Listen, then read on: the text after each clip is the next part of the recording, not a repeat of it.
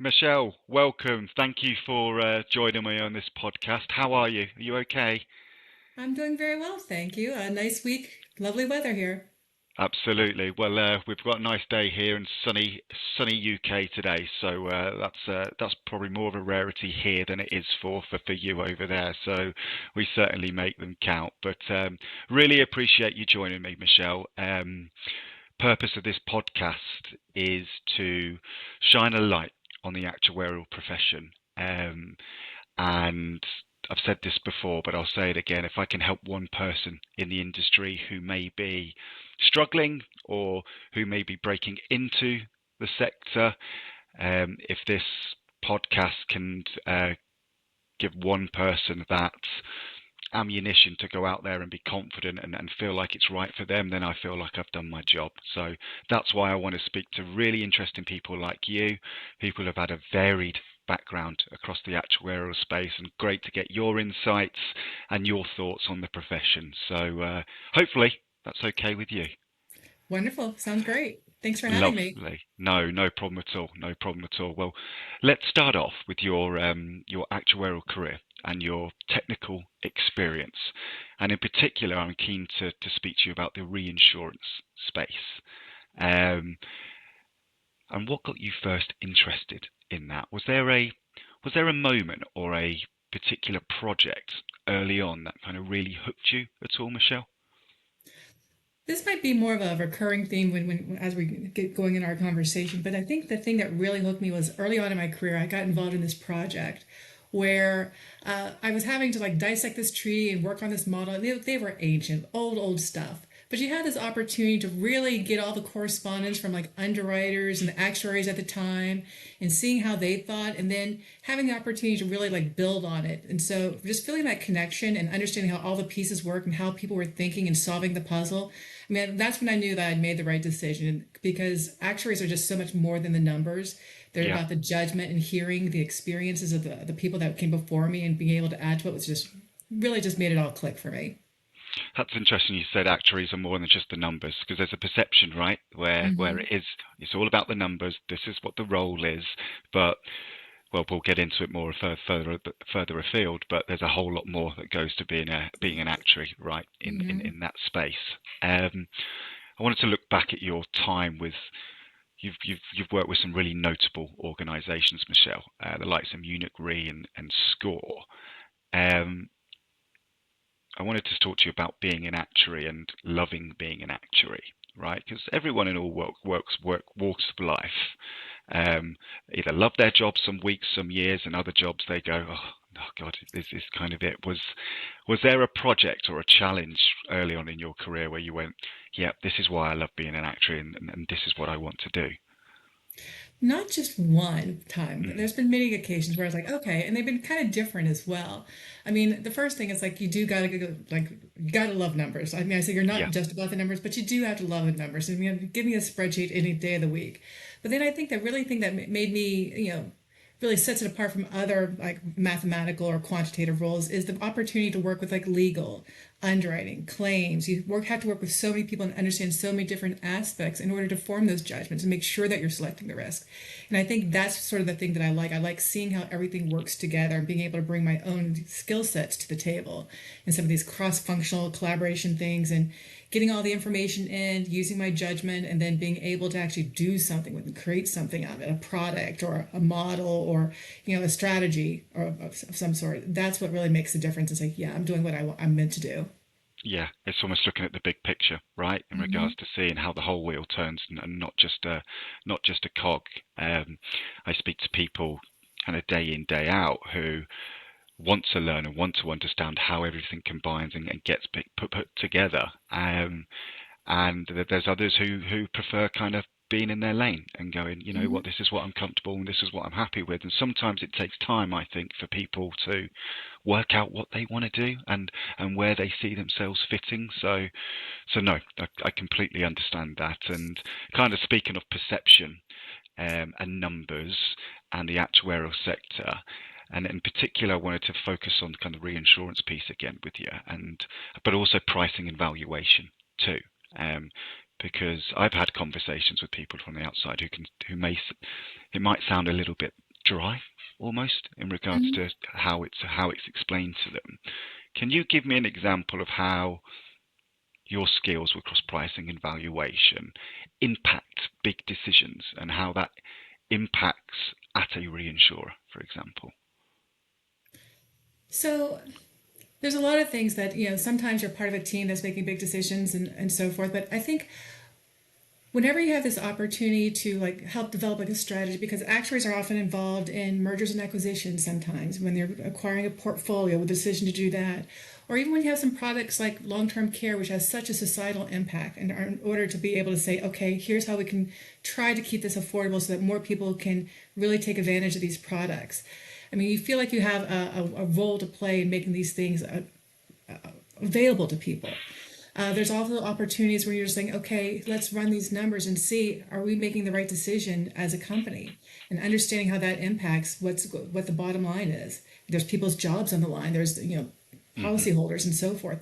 Everything we do has contributes to being able to help people afford insurance. As a Yeah, reinsurer, we help direct carriers do it. It has such a societal impact, and people, it's easy to get lost in the numbers without looking up and saying, hey, what I'm doing matters. yeah, It's making insurance more affordable, it's expanding the insurance pool for more people, and it makes a difference. yeah.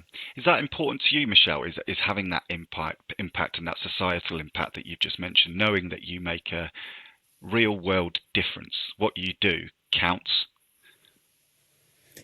It does. I mean, I think I'm going to date myself. As a Gen Xer, we don't often have the reputation for being as purpose driven as some of our younger generations do, but I Yeah, think I do. I really do. I care. I mean, I spend a lot of time thinking about, what I do and why I do it. And if it was just about, personal things, I think, a job, that'd be one thing. But being able to see how I make a difference, yeah, yeah. that makes me feel good about myself as well. I'm not gonna lie. Good, as it should, and you've led me on nicely to my next question. Really, I wanted to speak to you a little bit about the volunteer work that you do with the SOA and the AAA. But that's kind of stepping outside your comfort zone, right? That's something that goes kind of above and beyond. Has that type of work helped shape the way you think about the profession, kind of almost going on to the big picture of how other people work too? I think I think a lot of actuaries do a lot of volunteering work. I think that's one of the things that is really nice about our profession, how Yeah, many volunteers we have in the profession. But I think for me, the opportunity to volunteer, you get to see things that you don't get to see in your normal day-to-day job. You get to be exposed to emerging trends. You get to work with people that you may not have always had the opportunity to work with. Like I've worked with P&C actuaries and health actuaries. I'm a life reinsurer, which I don't often get those opportunities to really hear how these other people are yeah. thinking about the same problems. Climate change is a wonderful example of that because it has health impacts. It has obviously a P&C impact, and even to a certain extent life impact as well. And I've been the volunteer opportunities I was involved with. I got to speak to all these different people coming in different backgrounds and hearing about that. And I mean, I think that given the opportunity, that's one that every actuary should take advantage of because I was able to bring some of that work back to even to my own company, to being able to say, okay, here's what I've learned, here's what I've contributed, and here's how it can make our company better. And so the volunteer organizations get the benefit of real world experienced professionals, but we also get the opportunity to learn about some of these emerging trends and hear it from experts and so forth. And that's information that we can bring back and inform our own decision making. But yeah, it's a wonderful opportunity. I highly recommend it to anyone who is even tempted. Good, and I think you hit the nail on the head there in regards to sharing ideas, right? Taking something back that you wouldn't previously have known to kind of help you in your own profession and help your own business, right? If you stay in your own lane, then you're only going to know what you know, and there's no room for growth there, and there's no room for understanding different points of view. So it sounds to me actually speaking together, working together from different walks of life can benefit everyone. And I think it's lovely that a lot of actuaries do that, and they see the value in that, which isn't like a lot of other professions. I think that's quite unique. Moving on, we spoke at the top of the podcast about actuaries and numbers. Your background, Michelle, you were clearly a very technical actuary, but then you've moved into more of a broader strategic and partnership role. That that might not seem as the most easy move to make. And to me, from an outsider looking in, quite a steep learning curve. Was it, or was it just a natural progression for you? Oh, sure, sure. It was so natural. No, it was a shift. It really was a shift. I mean, it is easy to get fall in love with the numbers. I'm not going to deny that. It is Yeah, easy. And it was definitely a shift. But moving into strategy, you really have to focus more in terms of being able to communicate actuarial insights to business people. How do you communicate that into language that means something to them? You can't just throw numbers at them. What does it mean? What's the story behind it? And yeah, the other thing is really like focusing in on the relationships, understanding where people are coming from. You can't just say, well, it's perfectly obvious. These numbers say they don't lie. You yeah, have to understand who these people are and meet them where they are. And with that said, though, I mean, having that technical background really does give you credibility and being able to that you know what you're talking about. So being able to build on that technical ability really did help. And we didn't really touch on it, but earlier in my career, before I was an actuary, even I was a editor for a magazine, and so yeah. being able to leverage some of those communication skills was really also very helpful. So it did push me out of my comfort zone moving into this role. But fortunately, I was able to leverage some of my background and, Hmm. learn quickly and learn some things the hard way, mind you, but learn it, I did. Yeah, absolutely. Still Sometimes you need learning. to be. Yep, we're all still learning, and sometimes you need to be thrown in the deep end, right? And learn how to swim. Um, I think I think some actuaries will look at that and look at your career and go, "Oh, that seems tough. I'm not sure I could do that." Because actuaries do love numbers, as you say, and you can understand the numbers, but being able to communicate that to people who may not be as loving of the numbers as you are, that must Yes, be a challenge at certain points, trying to get logic across, but explain it to people in a way that they understand, right? it is. I mean, I think the first thing is sometimes you have to make sure that you're not trying to come across as condescending. Of course, it's Yeah. so obvious. It's like no, it's not necessarily obvious. We brought a Hmm. lot of experience and training into this, but being able to say, okay, how do I communicate? What do you need to understand about this in a way that makes it more of a mutual sharing of knowledge as opposed to, hey, this is me just ramming this down your throat. Yeah. This is me understanding where you're coming from and making sure that I understand here's what's important to you and how what I'm doing really supports that and how we can come to a great decision together. No, I understand. And speaking of that, then, when you're working on, say, a big, I don't know, reinsurance deal or partnership, what kind of thinking does an actuary bring to the table that others might miss? I think that one of the things that, maybe it's well understood or maybe it's not, is that actuaries are comfortable with uncertainty. Yeah. Very oftentimes is we understand that we don't have perfect knowledge. We're not ever going to have that perfect knowledge, but we're able to quickly say, here's the risks that we understand. Here's some risks that we don't necessarily understand, but here's how we can like try to get a grasp on those. And Hmm. here's the testing that we can do. So understanding that uncertainty is there and that how we can best able to quantify and get comfortable with, okay, we're making a pragmatic decision. I think that's some of the skills that actuaries bring. Understanding how things fit together. We have to do that all the time. That nothing's acting in isolation. That one change can have ripple effects across a lot of different things. Anyone who's done any modeling can see that very clearly. But Yeah. then also being able to understand which of these small changes really matter. Being not every change or everything is equal. And so we're also able to prioritize and being able to assess which ones are the most significant. Those are all things that we learn as actuaries that can really be brought into almost any situation that we're talking about. Oh, thank you for that. That was a really good explanation, Michelle. And this podcast isn't just for actuaries. This is meant for a wide range of different people. And I don't know about you, Michelle, but if you're at a family barbecue or I don't know, a dinner with friends, and whenever somebody asks me kind of what an actuary, whenever I ask, sorry, an actuary what they do, I get a different answer every single time. So I'm keen to understand how you would explain to someone what you do outside of the industry.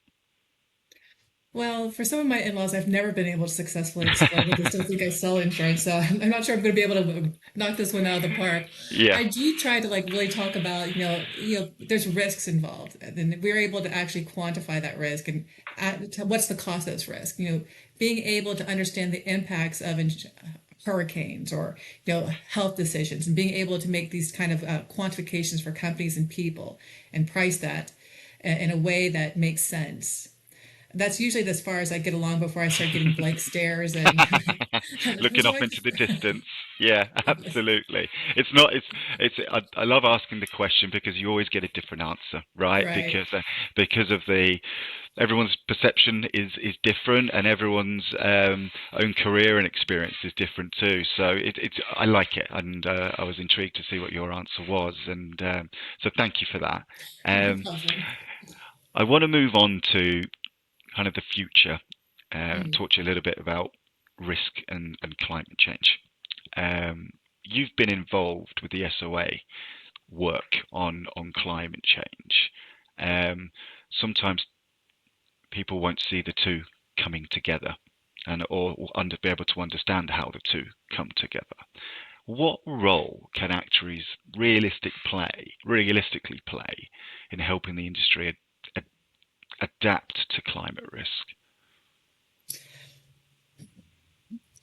I think the first one is just being able to understand the risk. I mean, Yeah, it is an emerging trend, and so working life insurance, obviously, it doesn't have as hasn't had as an immediate near assessment as on the P&C side where you can see it, or even on the health side so much. So it was actually very interesting as a life insurer reinsurer to work on it. But I think what actuaries can really bring to it is first being able to assess that risk and being able to understand the potential financial impacts of the climate events. Being able to see, like, maybe being able to develop products that better suit, build out that resilience to it, like what kind of products would be potentially available to it, perhaps, or being able to actually price it. I mean, there's also, all these models that reinsurers and people have to run to be able to assess what are the impacts, and being able to design these models so we can see, okay, in the event XYZ happens, what would be the impact on our company. yeah, I think we provide a lot of rigor to it, a lot of pragmatism. I think I'm very proud of our profession for being able to do, where it's like, at the end of the day, we're here to be able to help people, withstand these risks. That's the whole yeah, purpose of insurance. And so we can't do that unless we truly understand, hey, here's the potential consequences of this event versus across P&C versus health versus life. This is the potential financial consequences, and what can we do in order to be able to, what would we need to do, and what kind yeah. of strategies we need to do in order to be able to withstand that. I mean, I think actuaries are uniquely situated to be able to assist in that. Yeah, absolutely. And it's sometimes a difficult thing to bring logic and pragmatism. It's a tough topic to, which is naturally can be quite an emotional one for people to speak about. So, Yes. One of the things that really impacted me as well is because very often the solutions and the problems of climate change both impact people who least can afford it, the people on the right. lower socioeconomic. So trying to be part of the solution where it's like understanding the problem and its impact on people, but also thinking about ways and solutions that don't disproportionately affect the people that can least, Mm. that get it both ways, basically. Yeah, absolutely. And it goes back to what you spoke about before in regards to adding value, doing something that matters, something that you can be, once you retire and you look back at your career, you can something you can be proud of and go, you know what, I've done something really kind of special there, and I've really tried to help in a good way, right? Yes. Um, which which is nice to do for sure. When we look at the future, everyone's talking about the same thing right now. It's AI, artificial intelligence, right? And the world of the actuarial world has always adapted to new technologies. It's always um, maneuvered and got better for it. And AI now is kind of touching every part of the insurance world. From your perspective, where should actuaries be paying attention, and where's the hype? Where's the things that actually you don't need to worry about this bit just yet? Well, actuaries were born to worry, weren't we? No. Absolutely, yeah. I'm asking you to go against the grain there, but there you go. Um, well, I think actuaries, I think it's around supporting decision making. I mean, I think where I've seen it provide a lot of value in the insurance ecosystem is, supporting the underwriting decision, doing, doing post-issue audits or predictive modeling, or claims triage, being able to quickly assess which ones need your most experienced professionals doing, or quickly examining treaties and doing treaty analysis to see like where are your risks across a whole portfolio of treaties. I mean, I think the hype is where it's like they're going to completely be able to do it. And even, Hmm. where I currently work, we always say it's not meant to replace the person, it's meant to support the person so that they can do more. Yeah. They can make better decisions. Being able to free up your time. I mean, I think the areas where, we've just started to scratch the surface in terms of, the potential of AI, Mm. because very often with any new technology, you really don't always get a full grasp of how it's going to end up being used until you're like knee deep in it. Yeah. But I think that I really do think that there's always going to need to be a human involved in that process. I mean, I think, there's obvious concerns with, entry level positions perhaps, in terms of being able to gain that experience. Are they going to Yeah. get the full experience of getting to do everything when some of these tasks no longer need to be done?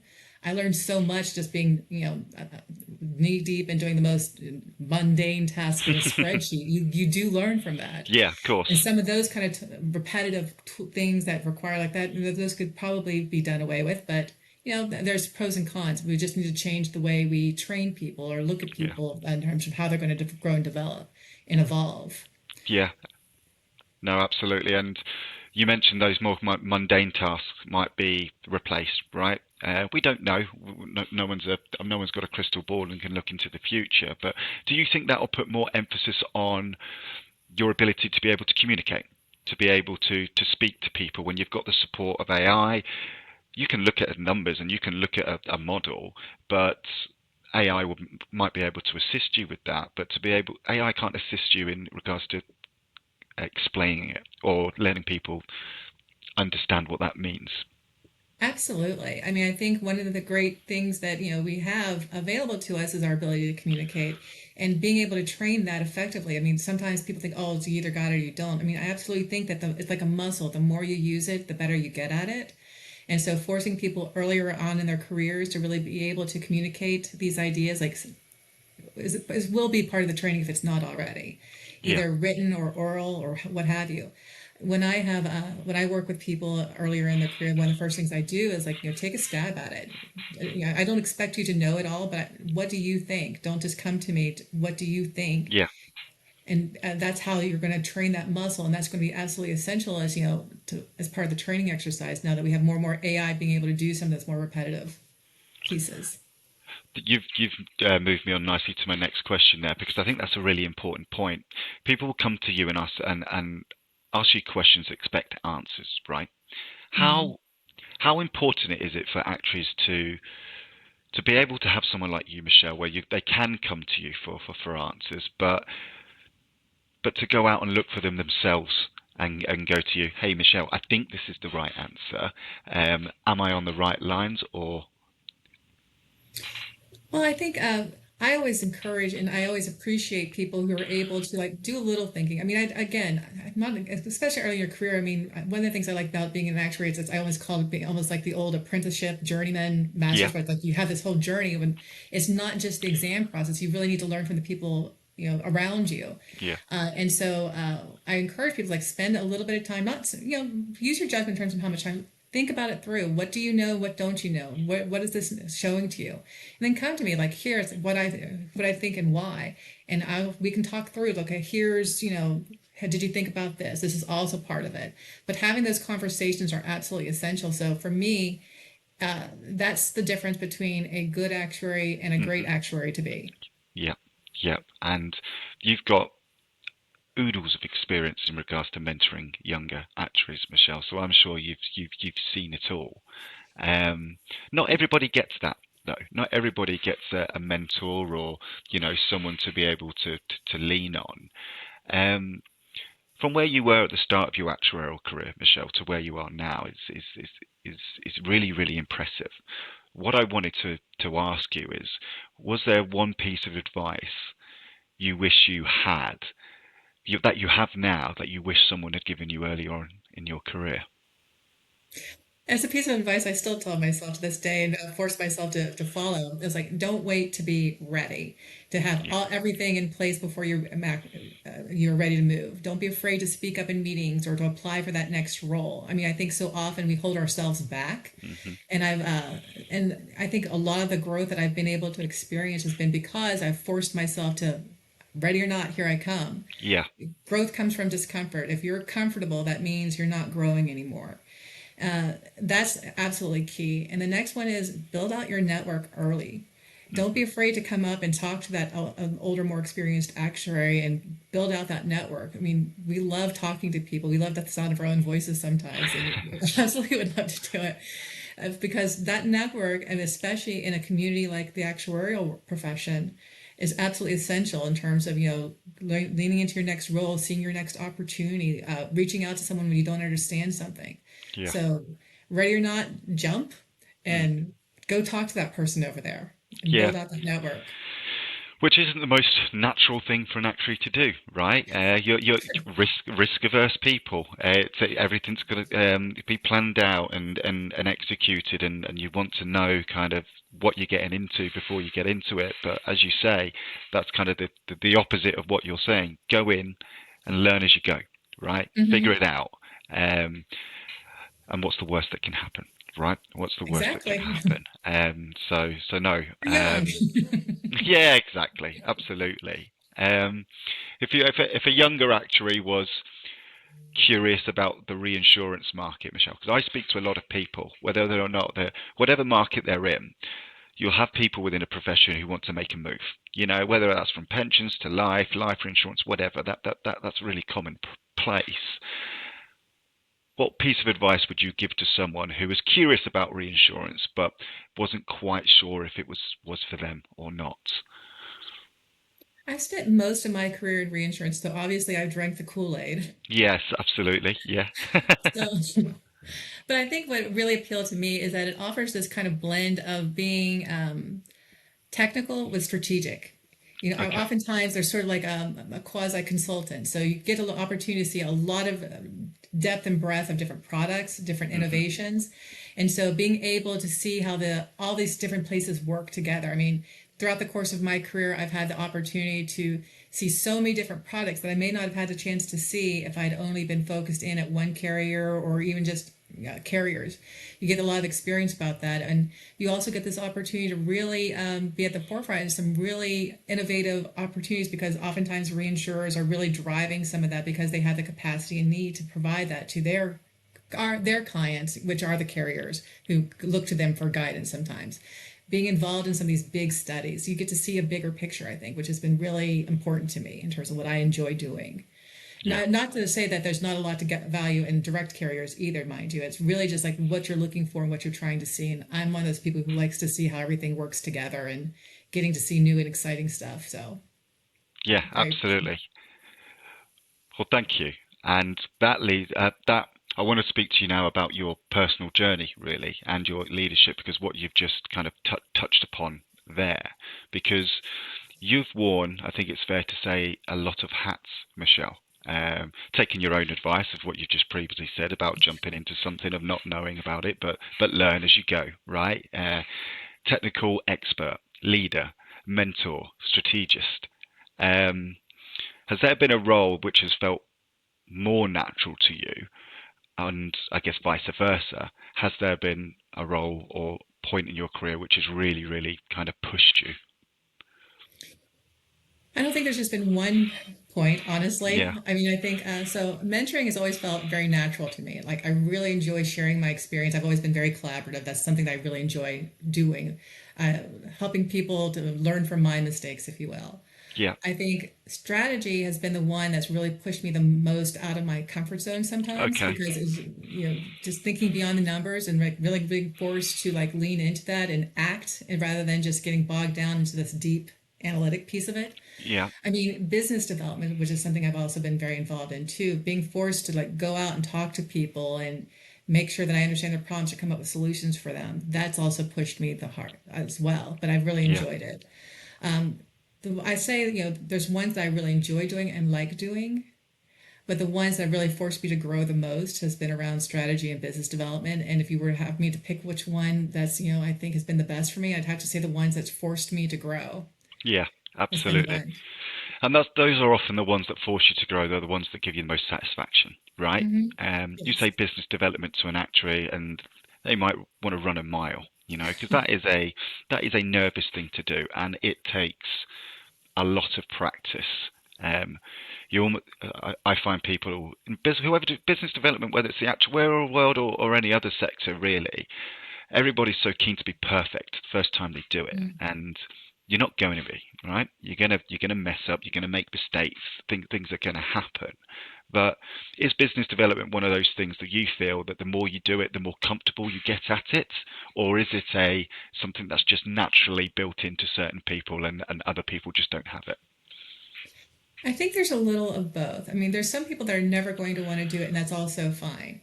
Yeah, There's a lot of the actuarial profession has so many different career paths. I mean, I like to joke between the deep technical person versus the horizontal general yeah, jack of all trades kind of person.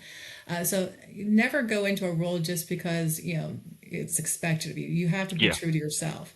With that said, I think there's a little bit of people underestimate themselves, making sure that they're not just like I'm scared or what have you. That sometimes business development, if you think about it, they get this idea that you're like some used car salesman, hmm right?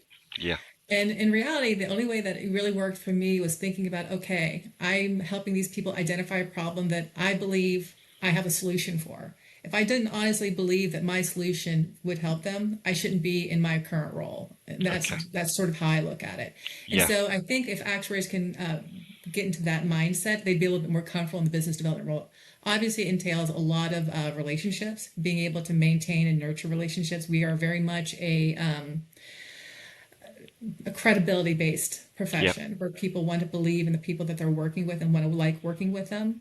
And so, absolutely having to have those interpersonal skills, which I think every actuary, regardless of your role, would actually benefit, not just the business development. yeah, But I think that's absolutely essential as well, too. But I think that, I think it's business development could be an opportunity for more people than they realize. yeah, With that said, it's also perfectly okay to, I really enjoy the product hmm development or I really enjoy valuation as well. You just have to stay true to who you are, but at the same time, recognize don't let fear be the one thing that's stopping you. yeah, absolutely. Because for some, it would keep them up at night, right? Having to do that, and for others, it's a case of I'd like to do it, but I'm not sure if I'd be any good at Exactly. it, right? Which leans into what you said before about being comfortable, being uncomfortable, and take the jump and to And go if you from don't there. like it, just go back. It's like you're not stuck. This isn't a marriage necessarily. It's hmm not that you can never go Yeah, back where it's like absolutely. you No, yeah, you try you're it. right. Yeah, you're right. And often I find in the actuarial space anyway, you often get a taste of something, or you see something, a colleague or an ex-university friend or whatever, and you see them doing something. You go, oh, I think I might quite like that, but you're not sure until you actually do it, right? You're not Right. sure until you're into it and you've given it 100%. And sometimes it works out great, but I guess what you're saying is don't be afraid if it doesn't work out because as you say you can go back into doing something different. Or something totally new. Yeah, and I often speak to people um, who are open-minded in regards to looking for other roles, right? And often the case is they say they tend to work out what they want to do by understanding what they don't want to do. And they'll go, Harry, I don't want to do this, and I've done that, and I don't want to do it, and I don't want to do it, and it will eventually lead them down a path which they're happy with and what they want to do. Looking at your own kind of career path, Michelle, was there a particular turning point for you, or was there an unexpected opportunity that kind of changed the trajectory of your career at all, or It would be hard to pinpoint to just one. I was mean, there I think multiple? there's multiple. Yeah, I mean, I think yeah, I alluded to it earlier. Like earlier in my career, I started off as an editor for a tech magazine, then decided to yeah, become an actuary, and then yeah, I was in pricing, and then valuation, and then risk management, and then partnerships, and now I'm at a text tech startup yeah, business development. So there hasn't just been one, but I think I used to make the analogy to Trivial Pursuit pieces of the pie. I mean, Hmm. it all goes back to what I said at the very top of our conversation, where it's like I like seeing how things fit together, and Yeah, every role that I've done has given me a little bit more insight into what I do. I mean, the pricing piece of it, the risk management, the risk capital, building out the partnerships, getting to see it through the whole life cycle of an insurance product. Now working on the tech side and understanding how the tools that would have helped me do my job better and how I can make my fellow actuaries' life better. Those yeah, are all things that I enjoy doing and seeing. And who knows, what the next big opportunity might be. So I'm still young yet. My turning point. absolutely. I'm due for one more turning point, right? Absolutely, absolutely. And I guess y- taking the opportunity though, these unexpected opportunities will arise, right? And you either shy Mhm. away from it or you go, you know what, let's go for it and let's see what happens. Um, Most actuaries, when they start their career, they go to university, right? They do the degree or they do the qualifications and they become an actuary, and that's all they've known. You're a bit different to that, Michelle, because you just touched upon it in regards to you were an editor for a tech magazine. Um, how did you know? How do you go from kind of that to the actuarial profession? Because that's quite unique, I think. You don't see that often in regards to a turning point, so we say. Well, my first degree was actually in art history, to put it even more. There you go then. Yeah. I think it's like recognizing opportunities. So like I said, I was an editor for a magazine, and then I was looking for I had started my family with my husband, and I was looking for a different opportunity. I went through I thought perhaps I'd be a teacher, Yeah. you know, and so I was in the mathematics department because there's a lot more opportunities, and I've always enjoyed math. I mean, Yeah. I was always good at math. And aside from the fact that my graphs and tables always are in perfect color because of the art history background. Of course, yeah, actually that comes in handy for you. It does really come to me. But that's where I'd actually learned about the actuarial profession. And, Yeah. there's people who came to the campus and talked about it. And then I learned more about it. And I said, well, if I can pass that first exam, I'll make a go of it. I was successful. And so, from there, I had gone into the program, and then I was recruited into Munich Re and never looked back. And I think that, you know, I'm great at Jeopardy and Trivial Pursuit sometimes on the old Yeah. art categories. Not gonna Yeah. lie, but uh, but yeah, I think that I think the commonality between the two is if you know about art history and English, you get to learn again, see all the different things that come together. Yeah. In art history, you get the politics, the history, the art, design, all these things get together, and that same sort of mindset that made me enjoy that is also the same sort of mindset that makes me enjoy learning how everything works. Like, what's the puzzle? What kind of judgment can I bring? How can I move something forward? Yeah. And so, yeah, I mean, it's curiosity that really keeps you going. Good. And was that campus visit important to you, Michelle? Were you aware of the actuarial profession before that? Did you think it was? No, No, that was completely brand new. You kind of looked at it and went for it. I may have scanned across, the list of possible majors. Yeah. Yeah. Because I'd gone back to school just for to continue on, and so it didn't even tweak on it, just like Yeah. oh, Yeah. but then like hearing them talk about it really makes a difference, and that goes back to how actors can give back to their Yeah. profession is by making sure people are aware of it. I mean, the SOA at least has these programs where they will actually even go to high schools, get them even earlier, because Yeah. oftentimes people aren't aware that there are so many different options if you are mathematically inclined but don't want to go. People think mathematics, oh, I'm going to be like applied theoretical Yeah. Sheldon or somebody on. On the Big Bang. Yeah, there's so many Yeah. other opportunities out there, and building that awareness. There's still a lot of people that don't even know what an actuary is. That's been, and I know I said it before, that's one of the main reasons why I want to do this podcast, Michelle. So thank you so much for sharing your background with me. I found it fascinating, um, because I don't think the actuarial market is marketed enough. Mhm. And it so happens you the SOA with the campus, and you kind of stumbled upon it, and then boom, here you are now. Um, I just want people who are not sure about it to click on this video and to hear about your background, which is unique to you. Editor of a tech magazine, you know, become an actuary, get involved with strategy, get involved with business development, mentor young actuaries. I want people to really understand the variation that you can get out of an actuarial career. And you've really helped me do that, Michelle. So I really, really appreciate it. So thank you so much for taking the time to speak with me. And we'll leave it there. Thank you. Thank you. Thank you for having me. My pleasure.